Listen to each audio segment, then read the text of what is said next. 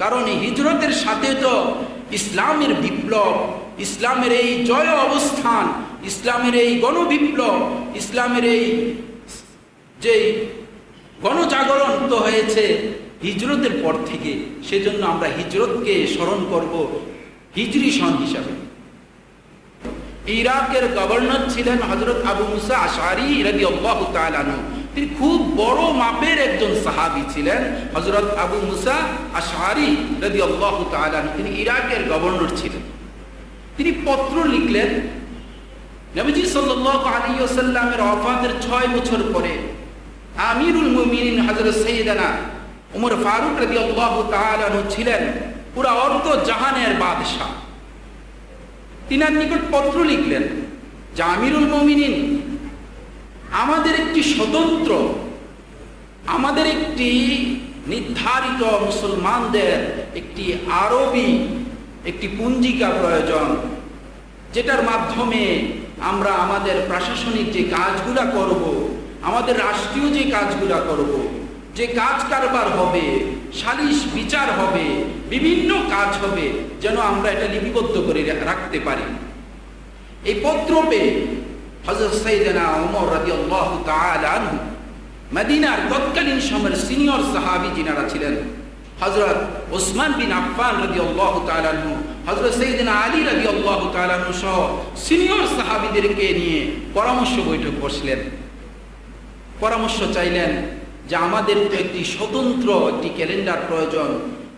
তার পূর্বে রোমানদের ক্যালেন্ডার ব্যবহার হতো, পারস্যদের ক্যালেন্ডার ব্যবহার হতো, মুসলমানদের একটি স্বতন্ত্র ক্যালেন্ডার, মুসলমানদের একটি আরবি স্বতন্ত্র বর্ষপঞ্জি ছিল না।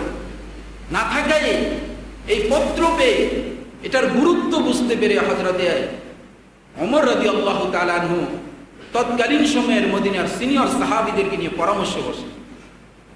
পরামর্শের মধ্যে এক একজন এক এক নাম দেওয়ার ব্যাপারে, পঞ্জিকার নাম কি হবে, ক্যালেন্ডারের নাম কি হবে, এক একজন এক এক প্রস্তাব রাখলেন। কেউ বললেন নবীজি সাল্লাল্লাহু আলাইহি ওয়াসাল্লামের যে মিলাদুন নবী, নবীজির জন্ম থেকে আমাদের ক্যালেন্ডারের সূচনা হোক। কেউ কেউ বললেন নবীজি সাল্লাল্লাহু আলাইহি ওয়াসাল্লামের ইন্তিকাল, ওফাতের বছর থেকে, ওফাতের মাস থেকে গণনা হোক, ওইটাকে কেন্দ্র করে আমাদের পঞ্জিকার নাম হোক।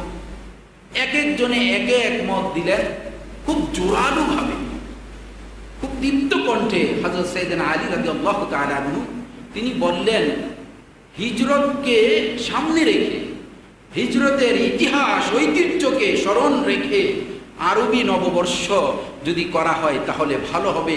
কারণ এই হিজরতের সাথে তো ইসলামের বিপ্লব, ইসলামের এই জয় অবস্থান, ইসলামের এই গণবিপ্লব, ইসলামের এই যে গণজাগরণ তো হয়েছে হিজরতের পর থেকে। সেজন্য আমরা হিজরতকে স্মরণ করব হিজরি সন হিসাবে। তখন এটা সকল সাহাবাই কেরাম যারা বৈঠকে বসেছিলেন সকলে মত দিলেন। সেখান থেকে এই হিজরি নববর্ষর সূচনা হয়, শুরু হয়। আল্লাহ রাব্বুল আলামিন এই হিজরি সনকে আমরা যেন ইবাদত হিসাবে গ্রহণ করি। আল্লাহ পাকের পক্ষ থেকে এটা গ্রহণ করা আমাদের উপর ফরজে কেফায়া হয়ে দাঁড়িয়েছে। ফরজে কেফায়া। আরবি সন, আরবি তারিখ, আরবি দিন, আরবি গণনা করা, এটা কি আমাদের জন্য, কি মুসলমানদের জন্য কি ফরজে কেফায়া আমাল। এটি একটি গুরুত্বপূর্ণ একটি ইবাদত। কেমন ইবাদত? যেমন জানাজার নামাজ যেমন ফরজে কেফায়া। এই এলাকায় যদি কোনো মুসলমান ইন্তিকাল করে, যদি কোনো মুসলমানের জানাজায় শরীক না হয়, তাহলে কি হবে? সকল যারা মুসলমান আছি, যারা বাসিন্দা আছি, সকলে গুনাহগার হয়ে যাবে। ঠিক তদ্রূপ আরবি মাস গণনার ক্ষেত্রে যদি রাষ্ট্রীয়ভাবে আলহামদুলিল্লাহ আমাদের দেশে ইসলামিক ফাউন্ডেশনের মাধ্যমে চাঁদ কমিটি আছে, তিনারা এটা গণনা করে। আমাদের জেলা পর্যায়, উপজেলা পর্যায়, মহানগর পর্যায়ে একটা চাঁদ কমিটি আছে। তারা কয়েকজন তিনারা এটা গণনা করে। আমরা গুনাহ থেকে বেঁচে যাই আলহামদুলিল্লাহ। আমাদের রাষ্ট্রে এই জিনিসটা আছে আলহামদুলিল্লাহ পূর্ব থেকে।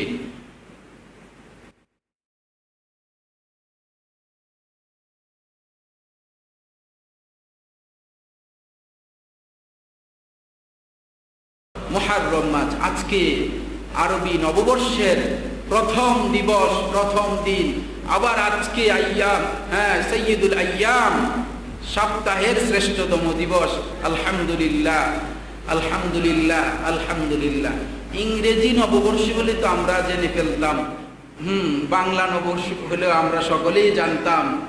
কিন্তু আফসোস, খুব দুঃখের বিষয় যে আরবি নববর্ষ কোন দিক দিয়ে যায়, কোন দিক দিয়ে আসে, আমরা উদাসীন হয়ে আছি। আসলে মুসলমানদের পঞ্জিকা তো ইসলামী পঞ্জিকা, হিজরি পঞ্জিকা, মুসলমানদের যে পঞ্জিকা, মুসলমানদের যে ক্যালেন্ডার, এটা হলো শ্রেষ্ঠতম ক্যালেন্ডার। মুসলমানদের এই ক্যালেন্ডারের সাথে ইবাদতের সাথে সম্পর্ক, ইবাদতের সাথে সম্পর্ক, রোজা, নামাজ, ঈদ, হজ, সকল কিছু, যাকাত, এগুলো আরবি মাসের সাথে, গণনার সাথে সম্পর্ক। আজকে আলহামদুলিল্লাহ আমরা প্রথম দিবসে আজকের এই জুমার সালাত আমাদের আরবি নববর্ষের প্রথম দিনে। আলহামদুলিল্লাহ, আলহামদুলিল্লাহ। মুহতারাম হাজরিন, নবীজি সাল্লাল্লাহু আলাইহি ওয়াসাল্লামের যুগে এই হিজরি নববর্ষ, হিজরি যে সন, এই আরবি সন, এটা ছিল না। নবীজির ওয়াফাতের পর 6 বছর পরে ইরাকের গভর্নর ছিলেন হযরত আবু মুসা আশআরী রাদিয়াল্লাহু তাআলা আনহু। তিনি খুব বড় মাপের একজন সাহাবী ছিলেন, হযরত আবু মুসা আশআরী রাদিয়াল্লাহু তাআলা আনহু। তিনি ইরাকের গভর্নর ছিলেন। তিনি পত্র লিখলেন নবীজি সাল্লাল্লাহু আলাইহি ওয়াসাল্লামের ওয়াফাতের 6 বছর পরে আমিরুল মুমিনিন হযরত সাইয়েদনা ওমর ফারুক রাদিয়াল্লাহু তাআলা আনহু ছিলেন পুরা অর্ধ জাহানের বাদশা। তিনার নিকট পত্র লিখলেন যে আমিরুল মুমিনিন, আমাদের একটি স্বতন্ত্র, আমাদের একটি নির্ধারিত মুসলমানদের একটি আরবি একটি পঞ্জিকা প্রয়োজন, যেটার মাধ্যমে আমরা আমাদের প্রশাসনিক যে কাজগুলা করব, আমাদের রাষ্ট্রীয় যে কাজগুলা করব, যে কাজ কারবার হবে, সালিশ বিচার হবে, বিভিন্ন কাজ হবে, যেন আমরা এটা লিপিবদ্ধ করে রাখতে পারি। এই পত্র পেয়ে হযরত সাইয়েদনা ওমর রাদিয়াল্লাহু তাআলা আনহু, মদিনার তৎকালীন সময়ের সিনিয়র সাহাবী যিনারা ছিলেন, হযরত ওসমান বিন আফফান রাদিয়াল্লাহু তাআলা আনহু, হযরত সাইয়েদনা আলী রাদিয়াল্লাহু তাআলা আনহু সহ সিনিয়র সাহাবীদেরকে নিয়ে পরামর্শ বৈঠক বসলেন। পরামর্শ চাইলেন যে আমাদের তো একটি স্বতন্ত্র একটি ক্যালেন্ডার প্রয়োজন। তার পূর্বে রোমানদের ক্যালেন্ডার ব্যবহার হতো, পারস্যদের ক্যালেন্ডার ব্যবহার হতো। মুসলমানদের একটি স্বতন্ত্র ক্যালেন্ডার, মুসলমানদের একটি আরবি স্বতন্ত্র বর্ষপঞ্জি ছিল না। না থাকায় এই পত্র পেয়ে এটার গুরুত্ব বুঝতে পেরে হযরতে ওমর রাদিয়াল্লাহু তাআলা আনহু তৎকালীন সময়ের মদিনার সিনিয়র সাহাবীদেরকে নিয়ে পরামর্শ বসলেন। পরামর্শের মধ্যে এক একজন এক এক নাম দেওয়ার ব্যাপারে, পঞ্জিকার নাম কি হবে, ক্যালেন্ডারের নাম কি হবে, এক একজন এক এক প্রস্তাব রাখলেন। কেউ বললেন নবীজি সাল্লাল্লাহু আলাইহি ওয়াসাল্লামের যে মিলাদুন নবী, নবীজির জন্ম থেকে আমাদের ক্যালেন্ডারের সূচনা হোক। কেউ কেউ বললেন নবীজি সাল্লাল্লাহু আলাইহি ওয়াসাল্লামের ইন্তিকাল, ওফাতের বছর থেকে, ওফাতের মাস থেকে গণনা হোক, ওইটাকে কেন্দ্র করে আমাদের পঞ্জিকার নাম হোক। এক একজনে এক এক মত দিলেন, খুব জোরালো ভাবে, খুব দীপ্ত কণ্ঠে। হযরত সাইয়েদনা আলী রাদিয়াল্লাহু তাআলা আনহু তিনি বললেন, হিজরতকে সামনে রেখে, হিজরতের ইতিহাস ঐতিহ্যকে স্মরণ রেখে আরবি নববর্ষ যদি করা হয় তাহলে ভালো হবে। কারণ এই হিজরতের সাথে তো ইসলামের বিপ্লব, ইসলামের এই জয় অবস্থান, ইসলামের এই গণবিপ্লব, ইসলামের এই যে গণজাগরণ তো হয়েছে হিজরতের পর থেকে। সেজন্য আমরা হিজরতকে স্মরণ করব হিজরি সন হিসাবে। তখন এটা সকল সাহাবাই কেরাম যারা বৈঠকে বসেছিলেন সকলে মত দিলেন। সেখান থেকে এই হিজরি নববর্ষর সূচনা হয়, শুরু হয়। আল্লাহ রাব্বুল আলামিন এই হিজরি সনকে আমরা যেন ইবাদত হিসাবে গ্রহণ করি। আল্লাহ পাকের পক্ষ থেকে এটা গ্রহণ করা আমাদের উপর ফরজে কিফায়া হয়ে দাঁড়িয়েছে, ফরজে কেফায়া, আরবি সন, আরবি তারিখ, আরবি দিন, আরবি গণনা করা, এটা কি আমাদের জন্য, কি মুসলমানদের জন্য কি ফরজে কেফায়া আমল? এটি একটি গুরুত্বপূর্ণ একটি ইবাদত। কেমন ইবাদত? যেমন জানাজার নামাজ যেমন ফরজে কেফায়া। এই এলাকায় যদি কোনো মুসলমান ইন্তিকাল করে, যদি কোনো মুসলমানের জানাজায় শরীক না হয়, তাহলে কি হবে? সকল যারা মুসলমান আছি, যারা বাসিন্দা আছি, সকলে গুনাহগার হয়ে যাবে। ঠিক তদ্রূপ আরবি মাস গণনার ক্ষেত্রে যদি রাষ্ট্রীয়ভাবে আলহামদুলিল্লাহ আমাদের দেশে ইসলামিক ফাউন্ডেশনের মাধ্যমে চাঁদ কমিটি আছে, তিনারা এটা গণনা করে। আমাদের জেলা পর্যায়, উপজেলা পর্যায়, মহানগর পর্যায়ে একটা চাঁদ কমিটি আছে, তারা কয়েকজন তিনারা এটা গণনা করে। আমরা গুনাহ থেকে বেঁচে যাই আলহামদুলিল্লাহ। আমাদের রাষ্ট্রে এই জিনিসটা আছে আলহামদুলিল্লাহ পূর্ব থেকে। কিন্তু আমরা যারা সাধারণ, আমরা তো সকল কাজ কারবার করি, কিন্তু আমরা এই আরবি মাসকে আমরা গুরুত্ব দেই না। আরবি কোন দিক দিয়ে, আরবি এখন কত সন চলতেছে, এটা যদি জিজ্ঞাসা করা হয় আমরা বলতে পারবো না, ঠিক না? আমরা বাংলা সন বুঝি, ইংরেজি সন বুঝি। বাংলা তো আমারটা বুঝতে হবে, যেহেতু আমরা বাঙালি মানুষ। ইংরেজি সনটা বেশি বুঝি। ইংরেজি বুঝা জানা এটা কোনো গুনাহের কাজ না। ইংরেজি সন স্মরণ রাখা গুনাহের কাজ না। কিন্তু মুসলমান হিসেবে মুসলমানের তাহজিব, তামাদ্দুন, মুসলমানের সংস্কৃতি হলো ইসলামী সংস্কৃতি, ওই মদিনার সংস্কৃতি। আমাদের মুহাম্মদ রাসূলুল্লাহ সাল্লাল্লাহু আলাইহি ওয়াসাল্লাম যেই তাহজিব, তামাদ্দুন সংস্কৃতি রেখে গিয়েছে, সেটা তো আমাদের জানা থাকা দরকার। কি বলেন? সেটাই আমাদের কর্তব্য, সেটাই আমরা মানতে হবে, সেটাই আমরা লালন করা আমাদের উপর দায়িত্ব। কিন্তু আমরা উদাসীন, আমরা বেখবর, আমরা বেখবর। আজ আলহামদুলিল্লাহ শুরু হয়েছে 1447 হিজরি। কত মনে রাখবেন তো ইনশাআল্লাহ। বিবিদেরকেও বলবো, মেয়েদেরকেও বলবো, ছেলেদেরকেও বলবো, বলে দেব যে আজকে থেকে শুরু হয়েছে আরবি নববর্ষের প্রথম 1447 হিজরি সন শুরু হয়েছে আজকে মুহররমের 1 তারিখ। মুহররম মাসটা খুব দামি মাস, খুব দামি মাস। মুহররম শব্দের অর্থ হলো সম্মানিত। সুবহানাল্লাহ পড়ি। রমাদান থেকে তো শুরু করার ব্যাপারে অনেকে পরামর্শ দিয়েছে যে হিজরি সনের সূচনা হবে রমাদান থেকে, যেহেতু কোরআনুল কারীম নাজিল হয়েছে। কেউ কেউ বলেছে নবীজি সাল্লাল্লাহু আলাইহি ওয়াসাল্লামের মিলাদ থেকে, মিলাদুন নবী সাল্লাল্লাহু আলাইহি সাল্লাম থেকে শুরু হবে হিজরি সন। কেউ কেউ বলেছে না, নবীজির ওয়াফাতের মাস থেকে শুরু হবে। এটা নিয়ে মতনৈক্য, মতভেদ চলতেছিল। তারই মাঝে হযরত সাইয়েদনা আলী রাদিয়াল্লাহু তাআলা বলেন, হিজরতের সাথে মুসলমানদের একটি গভীর সম্পর্ক।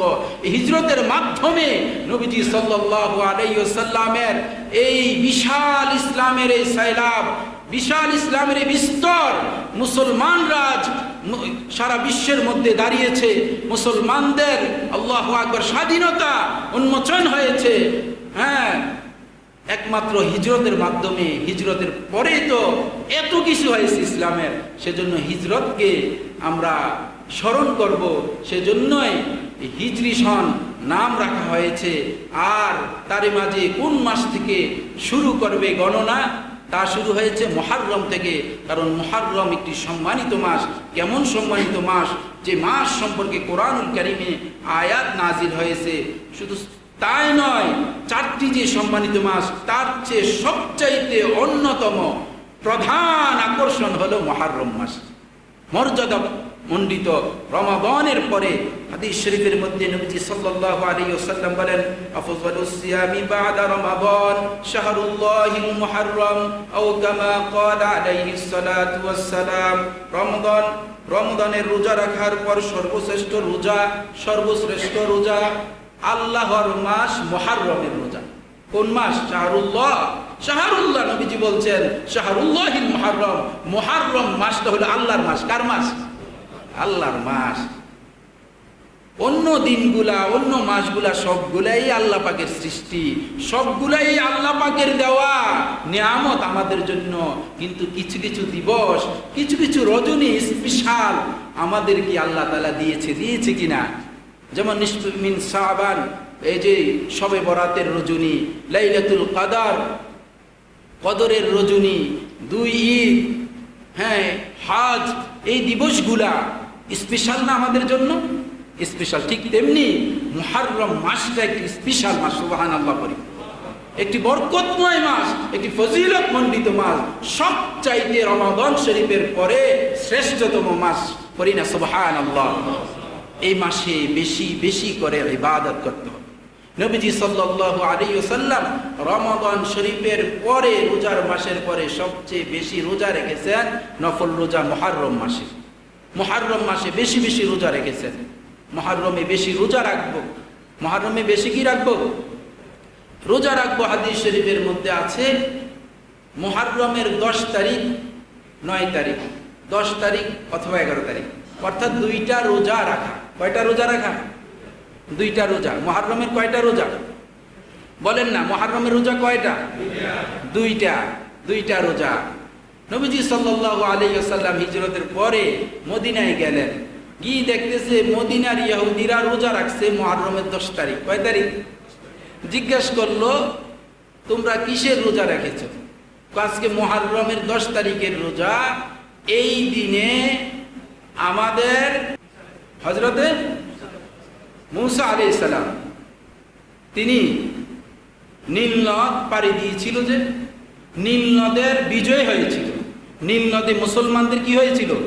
আল্লাহ তাআলা নীল নদের মাধ্যমে এই সমুদ্রে আল্লাহ রাব্বুল আলামিনের কুদরত প্রদর্শন, কুদরত দান করেছেন হযরত মূসা আলাইহিস সালামকে।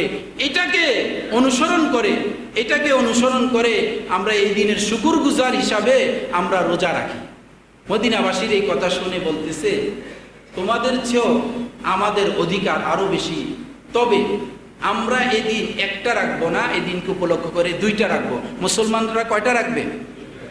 2টা রোজা রাখবে। মুসলমানে কয়টা রাখবে? কি লাভ হবে?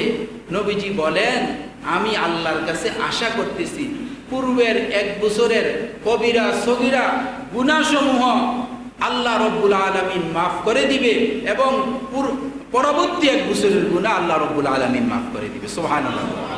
কেমন গুনাহগুলা? শিরিক গুনাহ আল্লাহ মাফ করবে না, পরের হক এটা আল্লাহ মাফ করবে না। গুনাহে কবিরা যেগুলা উল্লেখযোগ্য গুনাহ, 55টি উল্লেখযোগ্য গুনাহ আছে কবিরা গুনার মধ্যে, এই গুনাহগুলা আল্লাহ তাআলা মাফ করবে না, কিন্তু ছোট ছোট কিছু গুনাহ আছে এগুলা মাফ করে দিবে। কারণ কবিরা গুনার জন্য তওবা করতে হবে আল্লাহর কাছে। কবিরা গুনার জন্য কি করতে হবে? তওবা করতে হবে। তওবা ছাড়া আল্লাহ মাফ করে। শিরিকের জন্য আল্লাহর কাছে একবারে নত হয়ে একমাত্র আল্লাহকেই মানি, আল্লাহকেই সেজদা দেই, আল্লাহই আমার রিজিকদাতা, আল্লাহ আমার পালনেওয়ালা, এই কথা বলে বলে মাফ চেয়ে তওবা করে এরপরে আমি পবিত্র হতে হবে। শিরিকের গুনাহ আল্লাহ মাফ করবে না, ছোট ছোট গুনাহগুলা মাফ করে দিবে। এই বরকতময় ফজিলতপূর্ণ সময় এখন আমাদের চলতেছে। আজকে প্রথম দিন। আজকে থেকে আমরা ইবাদতের প্রতি আরো বেশি যত্নশীল হব, আরো বেশি যত্নবান হব তো ইনশাআল্লাহ। মুহররমকে সম্মান দেখাবো। মুহররমকে সম্মান দেখিয়ে হযরতে মুফাসসিরিন কিরাম দের মধ্যে উল্লেখযোগ্য আজাল্লে ইমাম জাসসাস রাহিমাহুল্লাহ আহকামুল কোরআন গ্রন্থে তিনি উল্লেখ করেছে, ফালা তাজলামু ফীহিন্না আনফুসাহুম। এই আয়াতে কারিমার এই অংশের এইটুকু জায়গা দ্বারা আল্লাহ রাব্বুল আলামিন এটার ইঙ্গিত করেন যে এই মাসগুলোতে, এই যে 4টি সম্মানিত মাস, এই 4 সম্মানিত মাসের মধ্যে এই মুহররম হলো অন্যতম। এই মাসে যদি আপনি ইবাদত করেন, বাকি মাসগুলাতে ইবাদতের তৌফিক আল্লাহ তাআলা দিয়ে দিবে। সুবহানাল্লাহ করি না? ইবাদত সহজ হয়ে যাবে যদি মুহররমের মধ্যে আপনি নিজেকে সকল প্রকার পাপাচার থেকে, সকল প্রকার গুনাহ থেকে আমি যদি হেফাজত থাকতে পারি। কত গুনাহর সাথে জড়িত, গুনাহে কবিরা, গুনাহে সগীরা, শিরিক, বেদাত, সকল প্রকার গুনাহ থেকে যদি আমি এই মাসে হেফাজত থাকি, আমি এই মাসে যদি বেশি বেশি নফল নামাজ পড়ি, এই মাসে যদি আমি নিয়ত করব যে মুহররমের আজকে 1 তারিখ, আজকে সাইয়্যিদুল আইয়াম, জুমার দিন মসজিদে বসে আমি আল্লাহকে ইরাদা করি আমি এই মাসে 1 ওয়াক্ত নামাজ ছাড়বো না। নিয়ত করতে পারিনি।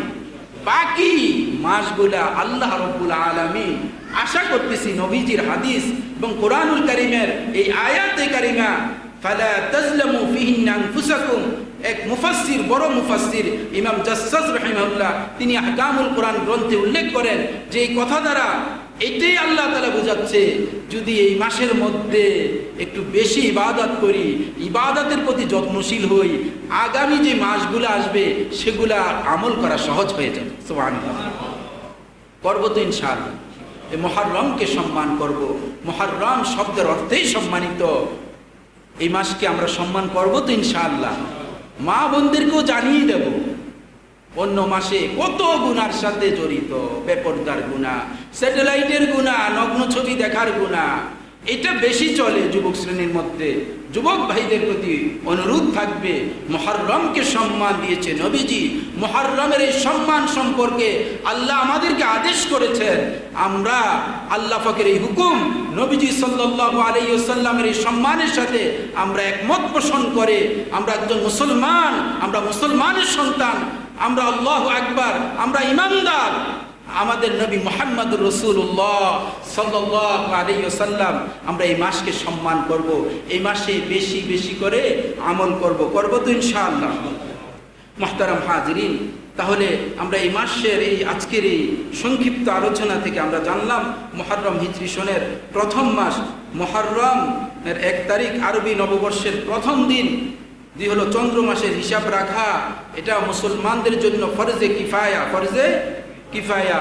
3 নম্বর হলো এই মাসে আমরা বেশি বেশি করে ইবাদত করতে পারলে বাকি মাসগুলা ইবাদত করা আমাদের জন্য সহজ হয়ে যাবে। আল্লাহ রাব্বুল আলামিন আমাদেরকে তৌফিক দান করুন।